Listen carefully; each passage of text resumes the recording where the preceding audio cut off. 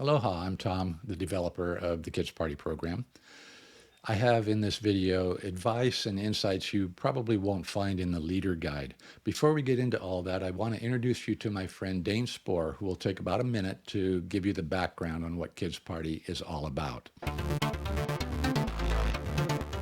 Kids Party basically brings them in every other week. We've been doing it on Friday nights, and they come in, and as you can imagine, we start out with crazy games, but these games are thematically oriented, they're attention grabbing, they're competitive, they're fun, they're wild, there's rewards, and they're done very creatively with multimedia, let alone props, all kinds of things. And then, of course, we do a quick Bible teaching. The Bible teaching is followed by a quiz, and of course there's rewards for answering the quiz. But most importantly, it's an invitation for these kids, hey, if you want to find out more, come back on Sunday and bring your parents. And you'd be surprised how many parents we're able to meet because, they start off kind of dropping off the kid, wondering what weird cult thing we've got going on here.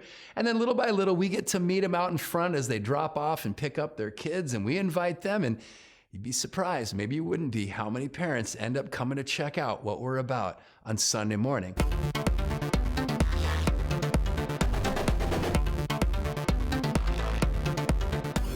Back in the 1990s, when we started Kids Party, we also started a church here on the island, and the purpose of Kids Party was just one purpose, and that was to grow our church family, to bring in more people, more families to join us. And Kids Party has proven to be very, very successful at that. But over the time, we developed a second goal, and that goal is based on an experience I had as a child. And that experience was, I guess you could call it, the Family Bible. The Family Bible was this honkin' giant book covered in brown, kind of yucky leather, cobwebby and just sort of decrepit. Apparently, it had been in the Texas State Fair back in the 1880s, and my parents never read it, but they opened it up for me once so I could see inside, and there was a list of people that had died in our family. It was just horrible, and it was intimidating. Remember, I was small. I was a little guy. When I became a Christian, when I was about 14, my youth pastor, Pastor Vaughn, gave me a great, great New Testament, and I started to read it, and I realized what my impression of a Bible as a child and what the Bible really is two different things.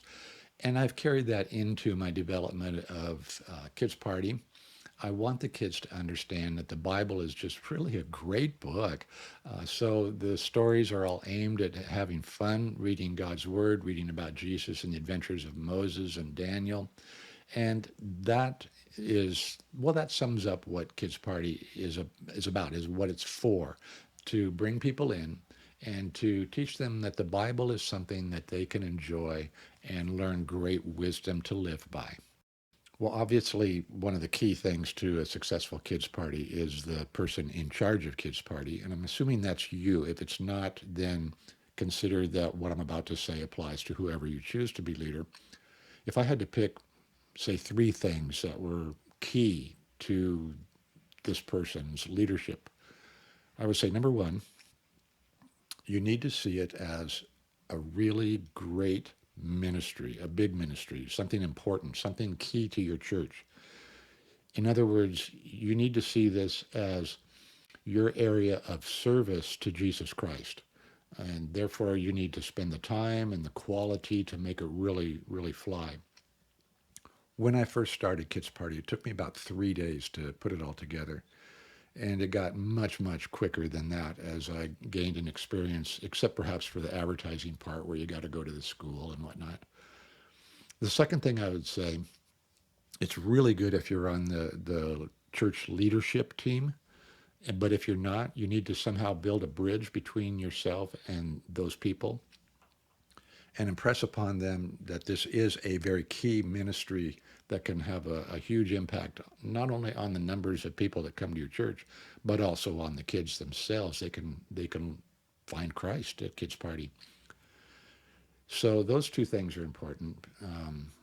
See it as a ministry, communicate it, and get the leadership excited, get them supportive and encouraging. Boy, that's a big help.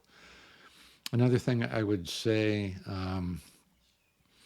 is I don't know what the word would be, but your demeanor has to be one of authority, but I'm not sure that's the right word because authority, you kind of think, well, somebody's going to make sure those kids behave. But I'm talking about being somebody that just has an ability to get people to do what you want them to do. And that's something that probably for some people isn't automatic and it needs to be developed. If you need to develop that sort of skill where you can deal with a crowd of kids or even recruit adults to help you, you need to have that kind of personality that people want to do what you want them to do. Boy, if you have that kind of leader, somebody who is dynamic and can draw people in and make them feel like they're part of something good, if they can communicate with the leadership of the church and show them just how important this whole thing is, and if they themselves see this as their way of serving God in ways that might count for eternity, that's a great leader.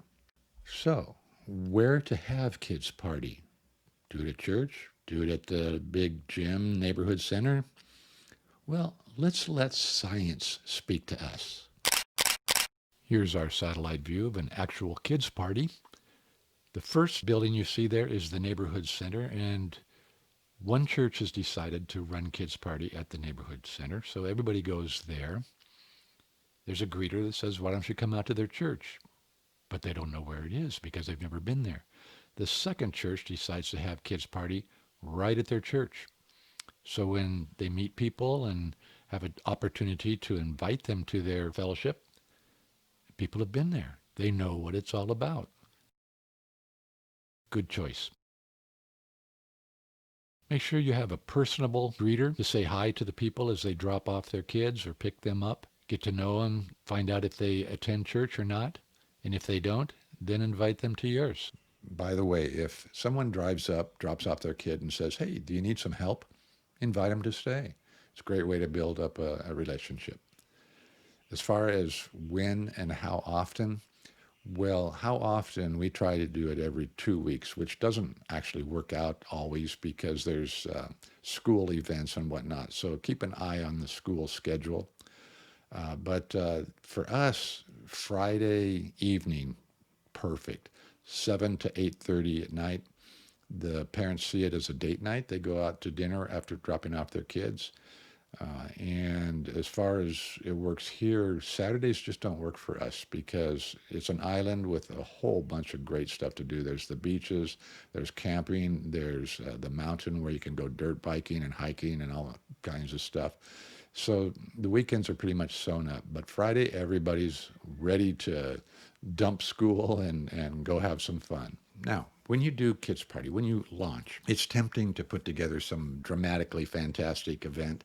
But my recommendation is that you stay within your comfort zone the first time out. 2 or 3 times into kids party, yeah, then you can go ahead and do something spectacular. But what I did with this, I learned 2 lessons.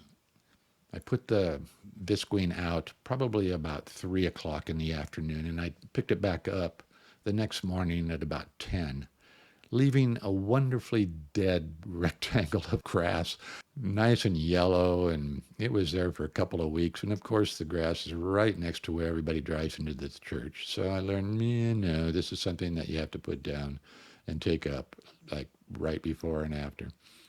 The second thing I learned was, I didn't want to just buy it and do it and then throw it away in the landfill. So I wanted to save it, which I got good at. I eventually ended up doing a water slide, the first kids party of each school year and the last one of each school year. And I would store it. But the first time I stored it, I tried to dry it out. I got it pretty dry, rolled it all up, and of course it's massive. It'll never go back in the box. So I dragged it over to this special cabinet I made on the side of the church, put it in there, came back about 8 months later, pulled it out, unrolled it, and out flops these giant Hawaiian toads. And not only that, but they've been living in liquid. Well, let me put it to you this way. The frogs had a great laugh at my expense. You know, the kids' party method of bringing people in is proven. It works. But I understand that in your community, you might want to make some changes and put in your own personality and remove some things and add some others. And I don't advise against that, but I would recommend that you maybe run 3 or 4 kids' parties first to get the whole system down and dialed and you understand it all, and then you can make some changes. Classic story here. I was invited to come to the launch of Kids Party at a small church in a small community. They had worked very hard to bring in some kids. They didn't have a big school, just a small school, and they brought in maybe, I don't know, maybe 10 kids. But somewhere along the line, the adult volunteers got the idea that, well, we should pad this thing out by bringing our little kids. So I show up, they start this thing and running it. Here comes these 3 little girls dressed in white dresses. I guess they were angels or princesses or something. And for the whole 90 minutes, they're running around trying to play the games and having fun. Well, can you spell disaster? Those 4th and 5th grade kids, the boys particularly, that they worked so hard to bring, they didn't want to come back.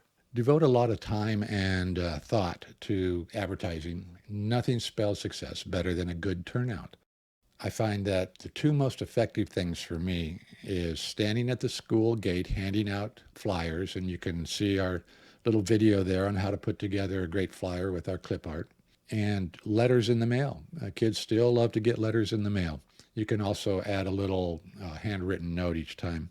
Of course, announcements in Sunday school, emails. I would also recommend that you send letters every now and then to the parents. And each time you communicate, I would suggest that you quote the motto, which is dress for mess, because it does get messy. Let the kids know not to bring valuables with them. If you need help getting volunteers for Kids Party, one of the great resources is the pastor on Sunday morning. This is why you want to make sure you build a bridge from Kids Party to the leadership of your church so that they're behind it and they'll enthusiastically invite people to become involved.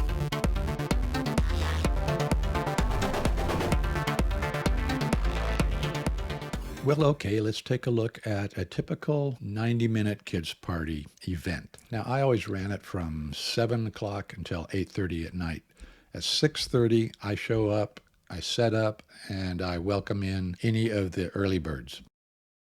At 7 o'clock, we begin with the announcements, with the prayer. That usually takes 10 or 15 minutes. Then I'll have a game or 2 of drawing names and giving away points, a team game, maybe a 10-minute high-energy game, and then until the top of the hour, there'll be various games, 10 minutes where kids are running around, followed by a game where they might be sitting down, watching a watchable or playing a draw a name from a hat game. At the hour, we then go into the Bible story, and be sure to watch the clock on that because it's way easy to go over 10 minutes.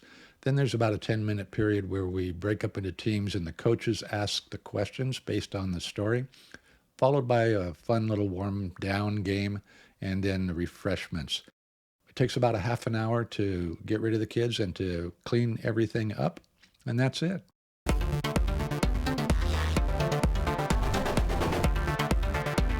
Kids Party program presents a clear message of the Lord's love for us.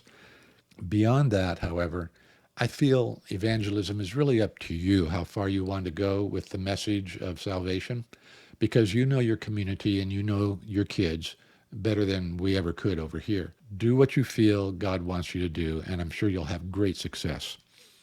As far as the opening prayer goes and reading the Bible, there's a certain policy that I have, and you need to stress this big time with the kids. The Kids Party 90-minute environment is very, very noisy. So I make a deal with the kids. Here's our policy, kids. When it's time to be noisy, I'll let you be as noisy as you want to be. But in exchange for that, when I say it's time to be quiet, you need to be silent. And the only 2 times I demand absolute quiet and silence is during the Bible story and during the opening prayer. Now, the opening prayer, I would emphasize 3 things. Number 1, just thank you for loving us, God, and letting us be together. Number 2, we pray for safety as we play the games. And number 3, very important, we pray that all the kids will exhibit sportsmanship the whole night. Now, the Biggie Verses are on the wall for one reason, and that is just to let kids know as they enter the room that we love God's Word. I don't use the Biggie Verses per se in the Bible story or to have kids memorize or anything. They're just there to let people know that we love God and we love His Word.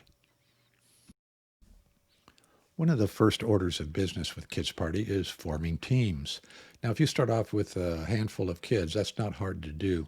But if you have 20 kids or more, it can be pretty tough because what you are trying to do is have friends with friends on teams that last from the first Kids Party to the last Kids Party of the year.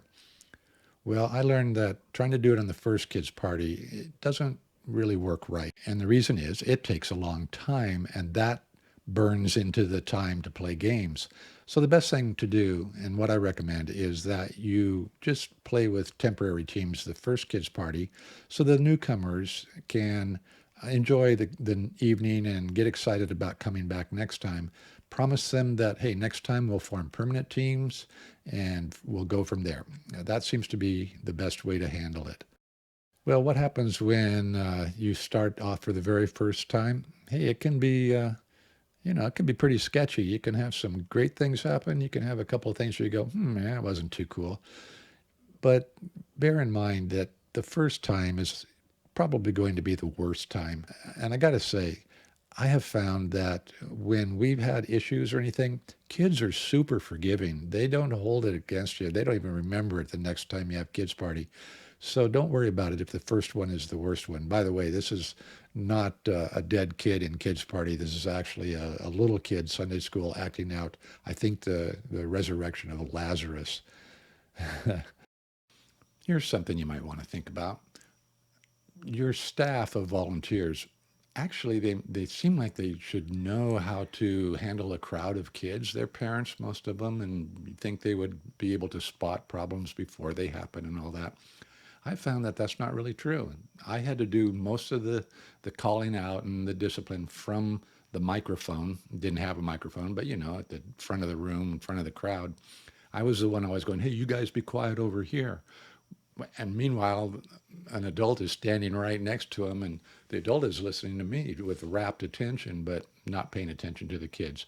So have a word with your volunteers and tell them it's really helpful if I don't have to take charge of keeping the kids quiet. But if you can do that, we can sail right along. Once in a while, a game just goes ballistic and kids are screaming and yelling and running around and just going nuts. And you cross that fine line between just a lot of high energy and chaos. Well, I've discovered a principle, and the principle is this. When the room just goes nuts, when the party goes nuts, kids will come to you when it's over and they'll say, boy, that was the best kids party ever. But what happens is, apparently this happens when the adrenaline goes down. The following kids party, people won't show up. You'll have half as many people. Somewhere along the line, they decide that, like us, they don't like chaos either. So try and keep a lid on it.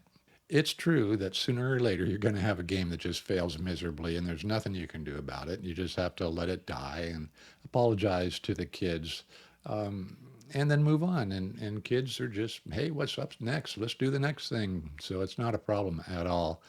I remember this one time, sad story.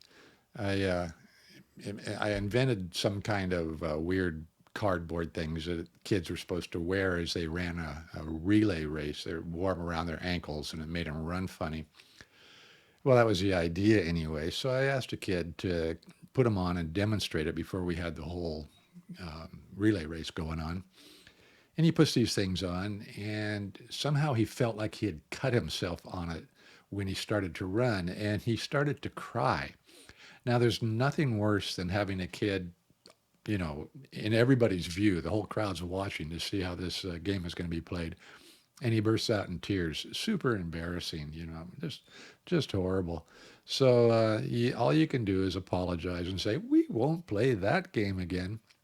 Funny thing happened later on. We played Body Snatcher. The same kid runs out the door, dives headfirst into a trash can, a big trash can. He's a rather rotund child, and he gets stuck, and he can't get out. And he's in there for quite a while because everybody else is running all around. Finally, I realized He's out there, and his dad sees him at the same time, and he's pulling on his legs, bam, bam, bam, hitting the trash can on the concrete, trying to get his kid out. Hilarious things happen at Kids Party. You gotta love Kids Party.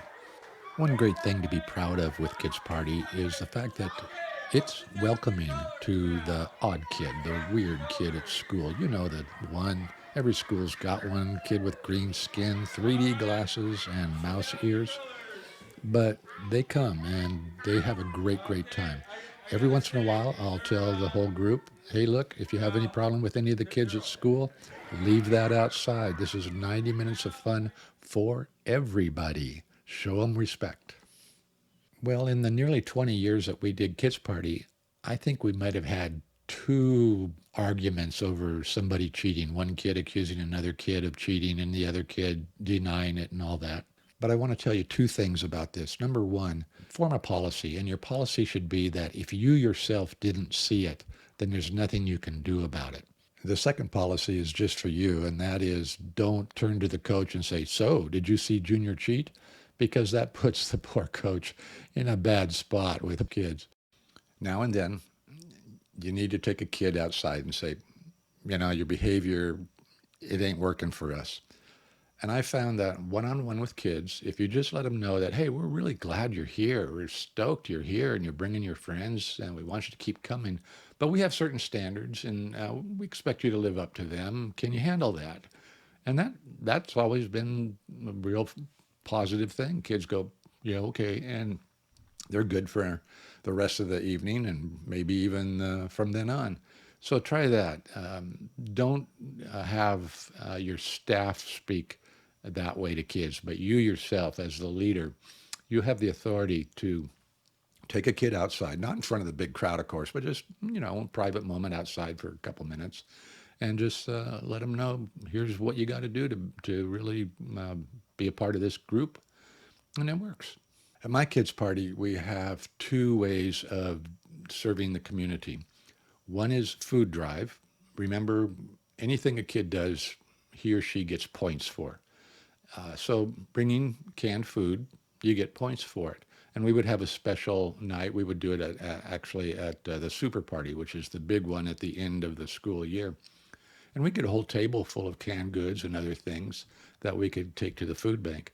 The other thing we did in our community, there's no official roadside recycling collection going on. The individual citizens are expected to just gather their own recycling and take it down to redemption centers, which is great because that way you get lots of money for it. So I did a deal, and this is a funny story. I did a deal where, hey kids, you bring in recycling, I'll cash them in for the money, and we'll take the money and buy better prizes at the end of the year. And that actually worked really, really well. Kids were bringing in, it was a win-win. They get points and they get better prizes. But I get this phone call from one of the moms, a kid named Nico. And his mom calls me and goes, Nico tells me that you're collecting recycling and, using the money to buy better prizes and stuff. And I said, yeah, it's true. She goes, well, listen, I work for, and she named a local resort, and our recycling guy just quit. So would you be interested in doing that? And I've been doing it ever since. It's been like 10 years. I do it every week. But Nico would have got like 10 million points because it's a big resort and there's just piles of recycling. So I had to tell him, look, you'll get a special prize at the end of the year, but I can't give you 10 million points when everybody else has got 12. So that's what we do though. But you can use Kids Party to do good works in your community. When we began Kids Party, we had our church building and the parking lot, and that was it. So Friday night, there was no traffic except for kids coming and going in their parents' cars. After a few years, we built a gym. Traffic became a lot worse because the gym was open with supervision, it was open to the neighborhood. And so Friday nights, there'd be people driving in, they'd be roaring in. We eventually had to put up speed bumps and signs saying 5 miles an hour only. But it never really got completely resolved. So having somebody keep an eye on the parking lot is really a good idea if the parking lot goes right by where you're having kids' party. Teams and kids work all year long to build up points. We never give away prizes during the year. This saves us a lot of money. But the problem that I found over the years is that no matter what the big prize is, there's going to be some kids who want it and some kids who don't. So I've tried various things and finally just kind of gave up and said, the only thing I can think of is cash.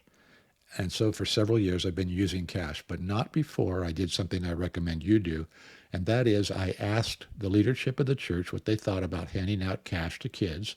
And I talked to parents. What do you think? And honestly, nobody said, oh, no, that's kind of tasteless. No, everybody seemed okay with it. So I started handing out several $100s each super party. And of course, the kids were thrilled to death. I actually recommend that you use cash, but definitely you want to talk to the right people to confirm that you're okay with that.